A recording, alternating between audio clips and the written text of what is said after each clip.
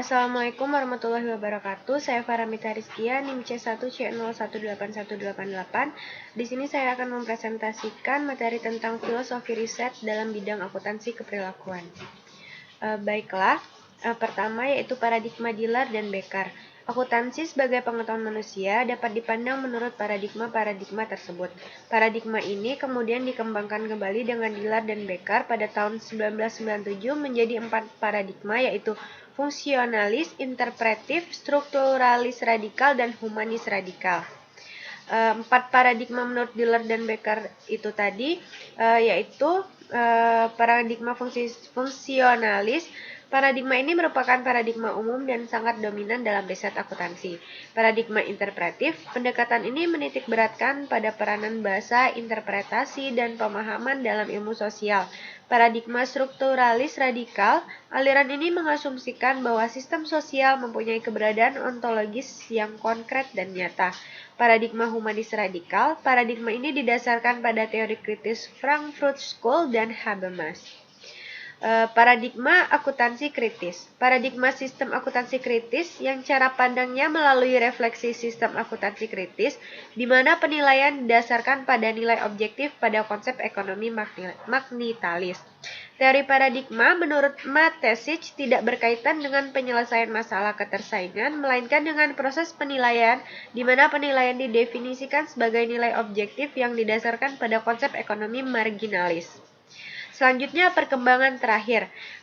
Bamber pada tahun 1993 telah mengidentifikasikan riset akuntansi perilakuan yang diterbitkan selama 1987 sampai 1991 di Accounting Review, Contemporary Accounting Review, Journal of Accounting Research, Organization and Society. Jurnal tersebut dipilih karena merupakan jurnal yang paling banyak menerbitkan bagian riset ini dengan metodologi yang terbuka untuk seluruh subjek akuntansi. Teori keperilakuan tentang perusahaan. Teori organisasi modern berkaitan dengan perusahaan sebagai suatu kesatuan terhadap pemahaman kegiatan perusahaan dan alasan anggotanya. Tujuan organisasi akan dipandang yaitu yang pertama hasil pengaruh dari permulaan proses antar peserta organisasi, yang kedua penentu batas pengambil keputusan perusahaan dan penyelesaian masalah aktivitas, yang ketiga perannya di dalam sistem pengawasan internal adalah untuk memotivasi peserta, di mana derajat tingkat keputusan kerja anggotanya akan diuraikan dalam kaitannya dengan tujuan pribadinya yang saling tumpang tindih dengan tujuan organisasi, dan sampai sejauh mana karyawan memandang perusahaan sebagai hal yang membantu penerimaan tujuan pribadi mereka. Selanjutnya yaitu wawasan untuk masa depan. Masalah utama di masa mendatang adalah pendanaan untuk riset ini akan berkurang jumlahnya. Karena riset keperilakuan saat ini cenderung menjadi lebih mahal dibanding dengan usaha akuntan, maka akan terasa lebih sulit melakukan pekerjaan.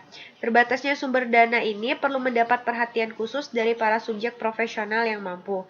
Di samping itu, sikap dan pandangan dari beberapa pengusaha yang mempunyai anggapan kurang positif terhadap kegiatan riset ini juga berpengaruh karena mereka tidak memiliki pengetahuan yang cukup untuk memahami bahwa kegiatan para praktisi merupakan bagian dari kemampuan aplikasi hasil riset.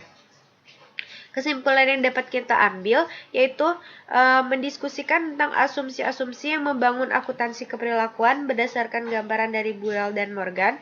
Berkembang dari asumsi tersebut, kemudian didiskusikan tentang analisis organisasional dalam pengembangan riset oleh Dillard dan Becker yang dikembangkan dari asumsi Burrell dan Morgan sebelumnya. Diskusi kemudian terus meluas hingga mencapai titik bahasan perkembangan terakhir mengenai pertumbuhan riset perilaku dalam akuntansi keperilakuan dan wawasan untuk masa depan terkait riset dalam akuntansi keperilakuan. Itulah yang dapat saya sampaikan. Saya akhiri. Wabillahi taufiq wal hidayah. Wassalamualaikum warahmatullahi wabarakatuh.